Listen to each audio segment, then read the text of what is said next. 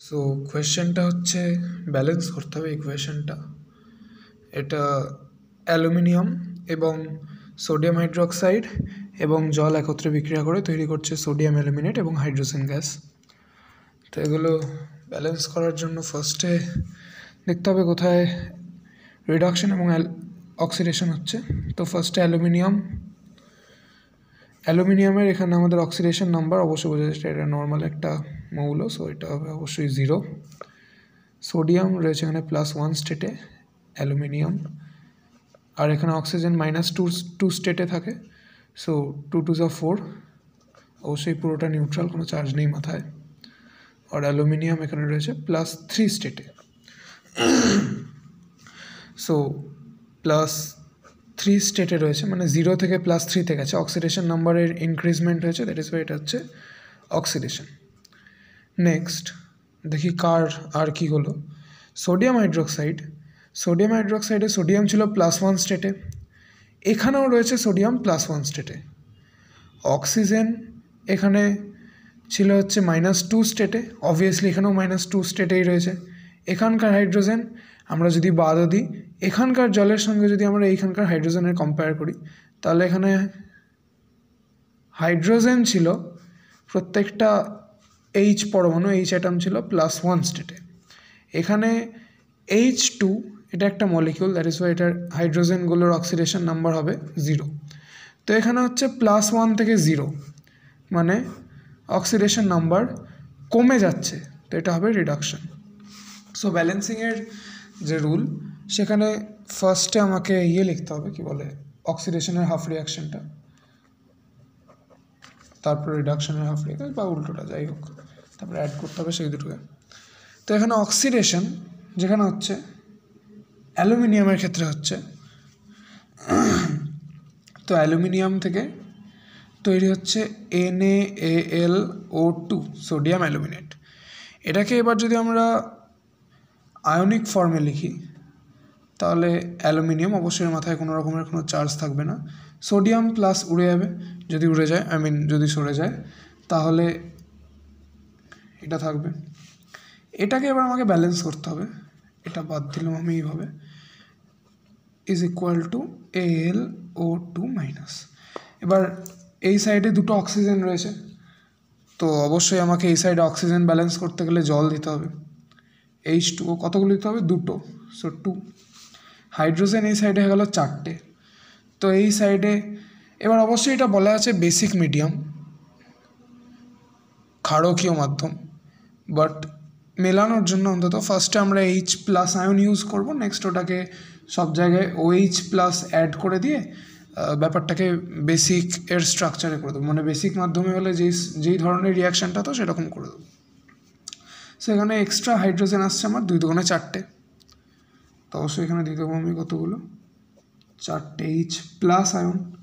এবার এখানকার charge neutral, এই চার্জটাকেও তাহলে আমাদের নিউট্রাল করতে হবে, দু সাইডে চার্জ সেম রাখতে হবে।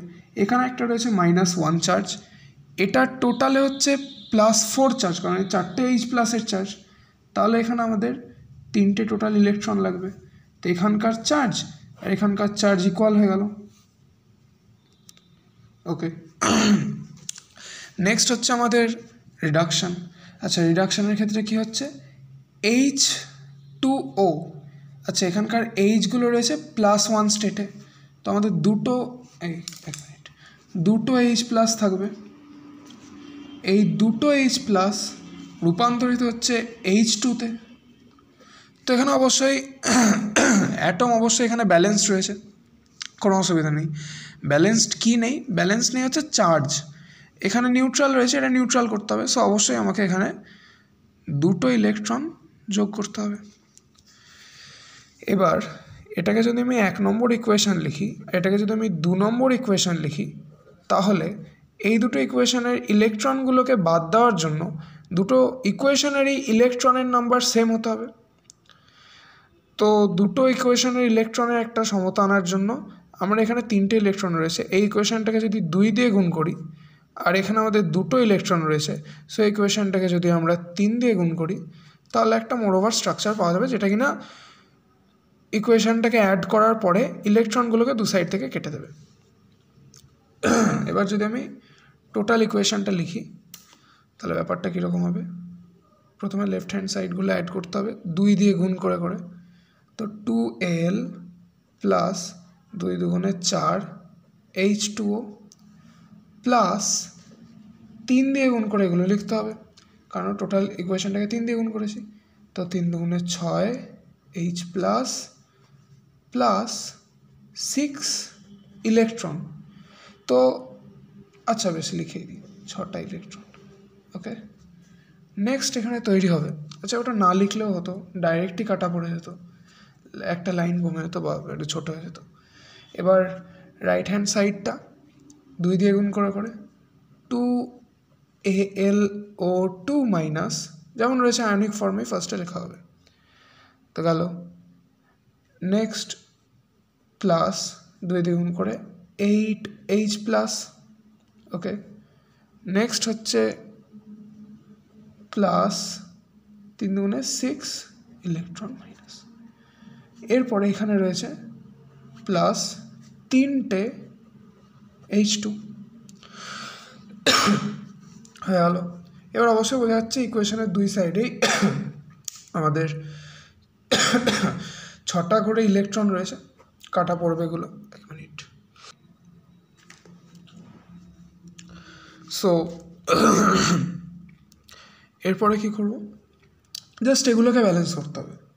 এখানে আমাদের 6টা H প্লাস আয়ন রয়েছে, এই সাইডে 8টা রয়েছে।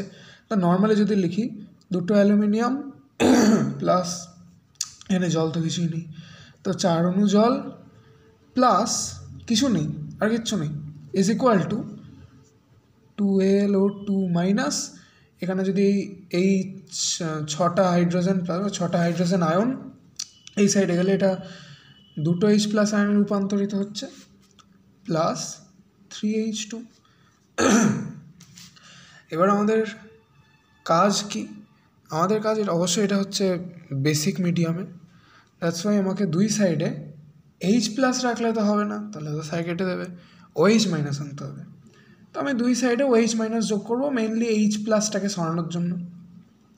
কতগুলো তাহলে আমি অ্যাড করতে, অবশ্যই দুটো H প্লাস সরাতে গেলে, কারণ এটারও +1 চার্জ আর OH এরও -1 চার্জ, দ্যাটস ওয়াই দুটো চার্জ নিউট্রাল হয়ে যাবে। তো 2Al প্লাস 4H2O প্লাস দুটো বললাম OH মাইনাস তৈরি করবে 2AlO2 নর্মাল যেমন চলছে রিয়াকশানটা, প্লাস দুটো H মাইনাস ইউজ করার জন্য এখানে 2 অণু জল তৈরি হবে H2O প্লাস যেমন আছে 3H2। এটা একটুখানি বড় হলো, তাহলে বোঝা যাবে। এবার এখানে আমার ছিল হচ্ছে এই পুরো কেসটা, কিন্তু এখানকার সঙ্গে আমার ফার্স্ট রিয়াকশানের কোনো রকমের মিল আপাতত নেই। তো কিসের অমিলটা রয়েছে না, আমরা ফার্স্টে এখানে এই সোডিয়ামকে সরিয়েছিলাম একটা আয়নিক স্ট্রাকচার ফর্ম করার জন্য। সেই আয়নিক স্ট্রাকচারটাকে বানানোর পর, ফর্ম করার পর আবার পুনরায় আমাকে সোডিয়ামটাকে ফিরিয়ে আনতে হবে, তবে কি এটা ব্যালেন্স হবে, না তো হবে না।